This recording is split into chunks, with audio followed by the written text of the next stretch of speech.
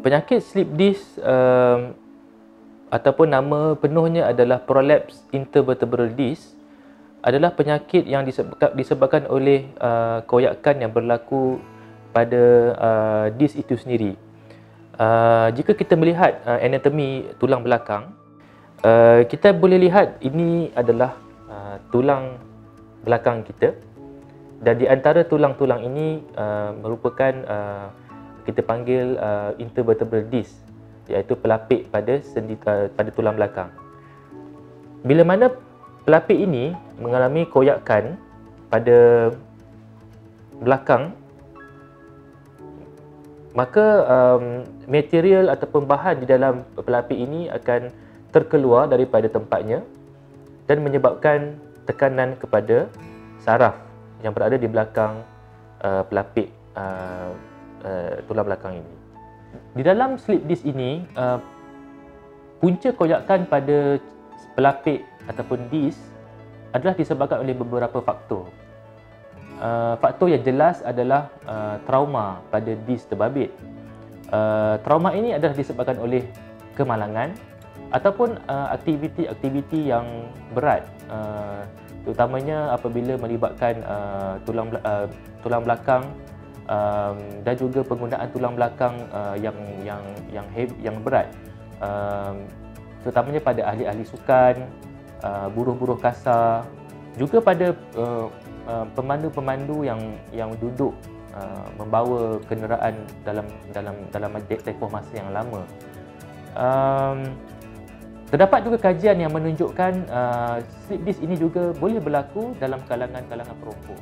Disebabkan rokok, ligamen ataupun kita panggil annular akan mudah koyak, terutama di belakang-belakang, bahagian belakang, dan apabila koyak itu berlaku di bahagian belakang, maka bahan di dalam disc terbabit akan terkeluar dan menekan pada saraf yang berada di belakang.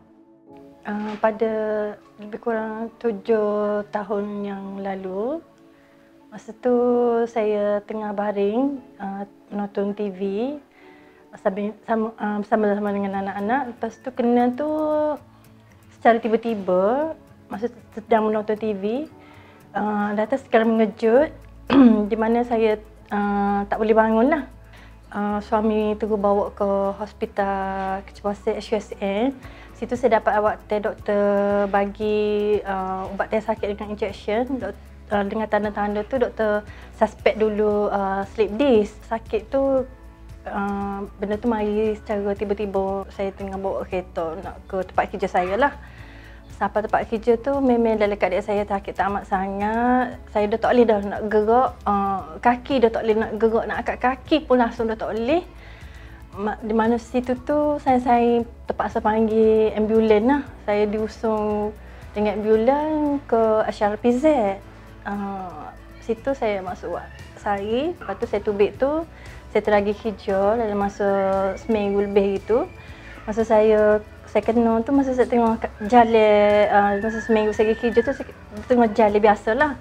Kena tu, kena berak, saya tak boleh nak gerak. Lepas tu pergi ke HUSM tu, masuk situ seminggu pula. Doktor akan mengesahkan penyakit tersebut melalui beberapa siri penyiasatan, iaitu X-ray pada tulang belakang dan juga MRI untuk mengetahui dengan lebih lanjut lagi keadaan disc pada tulang belakang. Biasanya doktor akan memberi ubat kepada pesakit untuk mengurangkan tahap kesakitan beliau. Biasanya ubat-ubat yang diberikan adalah painkillers yang terdiri daripada NSAIDs dan juga paracetamol. Ubat saraf juga biasa diberikan, biasanya akan diberi mecobalamin dan juga gabapentin untuk mengurangkan sakit pada saraf.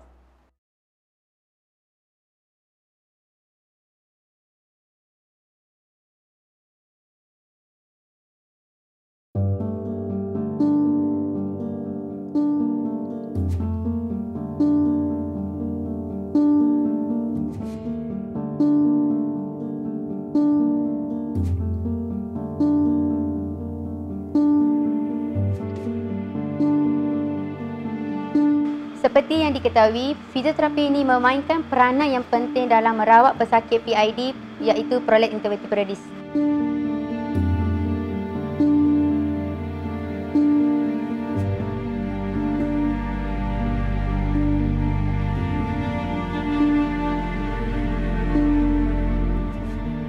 Biasanya pesakit yang datang diberikan rawatan fizioterapi seperti shockwave diathermy, interferential traction, TENS untuk mengurangkan sakit. Pemilihan rawatan bergantung kepada kondisi dan simptom pesakit pada hari rawatannya.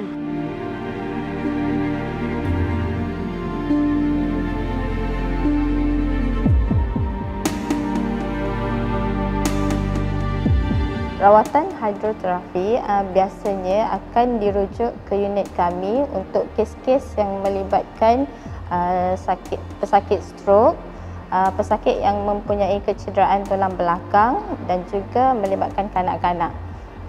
Kebiasaannya kami akan memberikan menggunakan teknik perawatan daya rintangan dan daya apungan. Selain itu juga untuk pesakit yang mempunyai kecederaan PID, kami juga akan memberi teknik perawatan yang melibatkan stretching, teknik-teknik untuk menguatkan otot dan juga relaxation. Apabila simptom pesakit berterusan, biasanya 3 sehingga 6 minggu, maka doktor akan menyarankan untuk pesakit melakukan kaedah suntikan tulang belakang yang kita namakan radiofrekuensi dan juga epidural steroid injection. Sebab doktor nasihat saya kalau saya kena berat pulak tu, dia akan masuk ke ubat atas tulang belakang. Ubat tu dia mengurangkan rasa sakit je. Kalau tak jadi kaedah tu buat pemendahan masuk besi kat tulang belakang.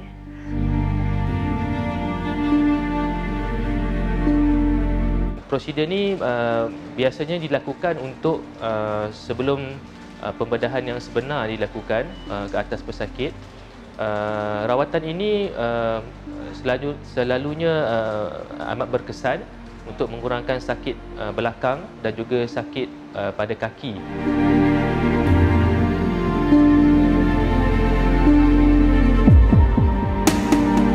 Rawatan ini secara asasnya adalah suntikan jarum yang diberikan kepada pelapis dis pesakit, yang mana kita akan memberi haba pada dis pesakit pada kadar 80 darjah selama 1 minit 15 saat.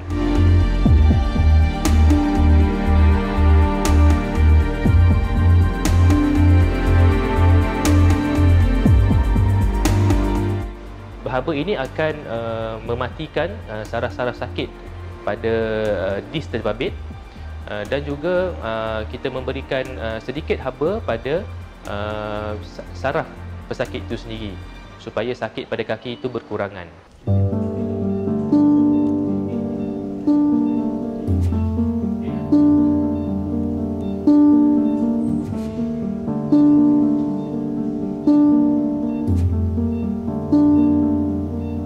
Kebiasaannya prosedur ini kita boleh lakukan 2 hingga 3 kali. Sekiranya suntikan radiofrekuensi ini tidak berjaya, maka pesakit dinasihatkan untuk melakukan pembuangan sendi ataupun dis yang kita namakan discectomy, dan pembuangan ini melibatkan pembedahan yang besar terhadap pesakit. Sakit ni kena beringat sakit slip disc sebab dia boleh menyebabkan kita jadi lupa. Saya takut jugalah kalau lupa ni banyak benda lah hak aktiviti kita terbatas semua, pergi kita anak-anak pun terbatas, susahlah saya sikit.